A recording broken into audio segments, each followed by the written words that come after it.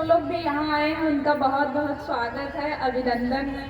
और आप सभी बहुत सौभाग्यशाली हैं, इतने अच्छे प्रोग्राम में आए हैं। बहुत लोग सुने भी होंगे कि प्रोग्राम हो रहा है, इतना बड़ा यज्ञ हो रहा है, और आने का भी मन रहा होगा, लेकिन कुछ लोग यहाँ पहुँच नहीं पाए हैं। सोच ही रहे होंगे कि काश हम भी जाते। मेरी मम्मी भी तैयार थी, लेकिन कुछ काम आ गया, इस वजह से वो नहीं आ पाई। तो मेरी बाल संस्कार शाला के कुछ बच्चे भी आए हैं और हम भी। आप लोग सोच रहे होंगे कि ये प्रोग्राम का क्या मतलब होता है, यज्ञ का क्या मतलब होता है, और ये कौन है। गुरुदेव माता जी, कुछ लोग तो जानते भी होंगे गायत्री परिवार के बारे में, और कुछ लोग नहीं भी जानते होंगे। और जानने में यही है, भगवान को सब मानते हैं, बस उनके रूप अलग अलग हैं। जैसी श्रद्धा रखेंगे आप, ईश्वर भी वैसे ही मिलते हैं। किसी को माँ दुर्गा में है, किसी को माँ काली में, किसी को भोले शंकर में, किसी को किसी में। जिसमें भी आपकी श्रद्धा है बस बनाए रखिए। और श्रद्धा का मतलब यही है कि आप अच्छे कार्य करिए। अच्छे कार्य का, जैसे मम्मी लोग हैं अच्छा भोजन बना के खिलाती हैं, बच्चों की अच्छी परवरिश कर रही हैं और सोचती हैं मेरा बच्चा अच्छा हो, मेरी बिटिया अच्छी हो, ये हो गया भगवान का काम। इससे ज़्यादा कुछ नहीं। क्योंकि क्या करती हैं, अगर आप एक अच्छा बच्चा समाज में दे रही है, तो एक अच्छा नागरिक भी तो है वो। जहाँ जाएगा तो यही होगा कि इनके माता पिता कितने अच्छे हैं, इनसे मिलो, इनसे सीखो। ऐसे मेरे यहाँ भी बहुत सारे बच्चे आते हैं, गार्जियन की बहुत शिकायत रहती है कि बच्चा ये नहीं करता, वो नहीं करता, कैसे करें। आप कुछ नहीं, आप जो अपने बच्चे में देखना चाहती हैं बस उसे खुद करना शुरू कर दीजिए। जैसे यही चाहती हैं कि वो प्रणाम करे, मेरा कहना माने, तो आप अपने घर में हर वो चीज़ करिए जो आप अपने बच्चों में देखना चाहती हैं। जैसे ये चाहती हूँ कि अभी के समय में क्यों फ़ोन ना देखें, बेसिकली, है ना। तो सबसे पहले आप खुद कम देखिए, बिल्कुल मत देखिए, फिर देखिए वो खुद ही नहीं देखेगा, है ना।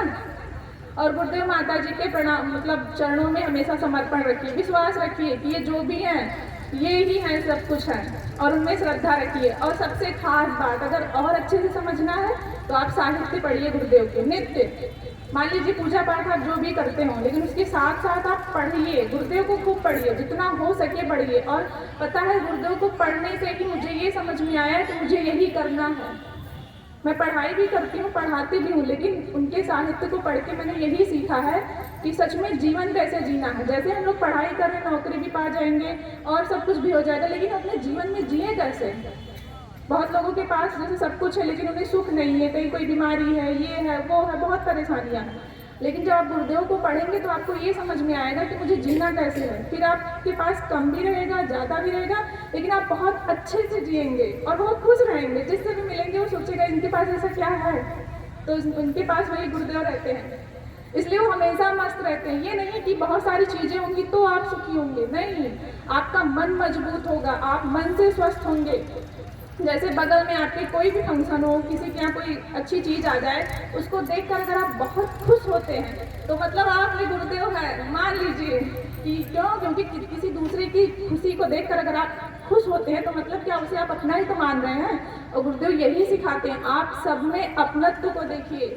ये नहीं कि ये बस मेरे बच्चे हैं, ये वो, ऐसा कुछ नहीं। आप सबको अपने जैसा मानिए, तब किसी को तकलीफ होगी तो आपको भी तो तकलीफ होगी ना, कि देखो ऐसा हो गया, ऐसा नहीं होना चाहिए था।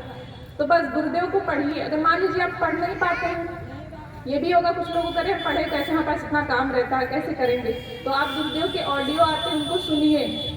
शांति कुंज हरिद्वार के नाम से एक चैनल है, आप उस पर सर्च करिए और गुरुदेव के जितने भी ऑडियो हैं आप ऑन कर लीजिए। भोजन बना रही हैं, कोई काम और कर रही हैं, बहुत जल्दी में, उसको चलाए रहिए, सुनते रहिए। कुछ नहीं तो महामंत्र तो कर ही लेते हैं ना, ओम भूर्भुवः स्वः कर लेते हैं ना, कितने लोग कर लेते हैं। अरे वाह, बहुत अच्छी बात है। तो फिर आप भोजन बनाते रहिए और वही करते रहिए। आप कभी देवालय में, मंदिर में जाते हैं तो जो प्रसाद खाते हैं कैसा लगता है, बहुत अच्छा ना। और घर में आप तरह तरह की चीज़ें डालते हैं, सब कुछ मिला देते हैं, लेकिन वो स्वाद नहीं आता। क्यों? क्योंकि मंदिर का जो वातावरण बहुत अच्छा है, वहाँ पे हमेशा प्रभु का नाम सब क्या करते हैं, जपते रहते हैं। इसी वजह से वो इन्वायरमेंट कैसा रह जाता है, बहुत अच्छा। वहाँ कुछ भी करिए वो कैसा होगा, अच्छा होगा। तो अपने घर में भी कैसे बनाएंगे आप, प्रभु का नाम लेते लेते भोजन बनाइए। अब आप बहुत नाराज रहेंगी, टेंशन में रहेंगी, भोजन पकाएंगी तो सारा उसका स्वाद क्या होगा, खराब हो जाएगा, होगा ना। तो ऐसे प्रभु का नाम लेते लेते भोजन बनाइए और सबको खिलाइए, सब लोग खुश रहेंगे। ये नहीं कि ये डाल देंगे तभी अच्छा होगा, ये खाएंगे तभी अच्छा होगा, नहीं, आप थोड़ा बहुत भी बनाइए लेकिन कैसे, भगवान का नाम लेते हुए और उस चीज़ को करिए। और ख़ास बात बच्चों की परवरिश, क्योंकि कहीं भी बच्चे में थोड़ी बहुत भी गड़बड़ी होती है तो लोग पिता को कम दोष देते हैं, माओ को सबसे ज़्यादा दोष देते हैं। तो ज़्यादा जिम्मेदारी किसकी है? किसकी है? मम्मी की है ना। तो करेंगी कि नहीं अच्छे से परवरिश? करेंगी ना। आप अपनी जिम्मेदारी समझिए और अच्छे से समझिए। ये नहीं कि हाँ बच्चा सुधर जाएगा, बिल्कुल नहीं। छोटे से छोटे मतलब 2 साल 3 साल के बच्चे हो, मैंने तो मनोविज्ञान भी पढ़ा, गुरुदेव को भी पढ़ा, दोनों को समझ के मैं पढ़ के मैंने यही सीखा कि आप जैसे जैसे उनको सिखाएंगे वो वैसे वैसे करते चले जाएंगे। ये मत सोचिए मेरे बराबर का होगा तो मैं सिखाऊंगी तो बन जाएगा, ऐसा नहीं होने वाला। वो जब छोटा ही रहे तभी से उसको बताइए। पुराने ज़माने में आप लोग को याद होगा, आज से 10-10 साल पहले सब लोग अपने माता पिता को प्रणाम करने में शर्माते नहीं थे। सब कहते बड़ों का आशीर्वाद लेना चाहिए, उनकी दुआएं लेनी चाहिए, उनकी सेवा करनी चाहिए। तो ऐसे ही बच्चों को भी सिखाइए। ये नहीं कि बस आप अंग्रेजी बोलिए, हाँ उसको सब कुछ है लेकिन उसे प्रणाम करना सिखाइए, धरती माता का पाँव छूना सिखाइए, सुबह उठ के गुरुदेव को प्रणाम करना सिखाइए।